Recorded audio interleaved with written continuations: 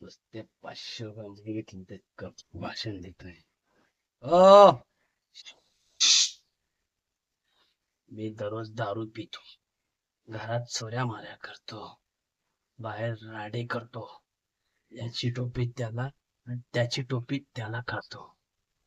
याचा जोही परिणाम होईल ना, त्याला समोर जायला मी भक्कम आहे.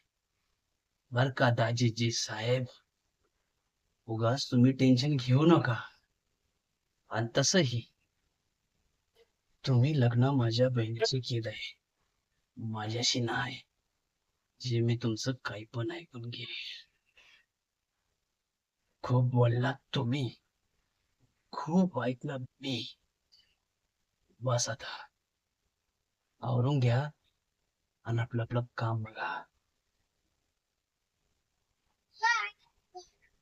काय करेल मी हात तोडून गळ्यात टांगून देईल. हात चांगला नाही माझा. 500 रुपयासाठी मी काहीही करू शकतो. काहीही. कळतंय का?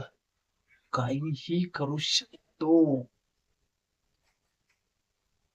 चला निघा.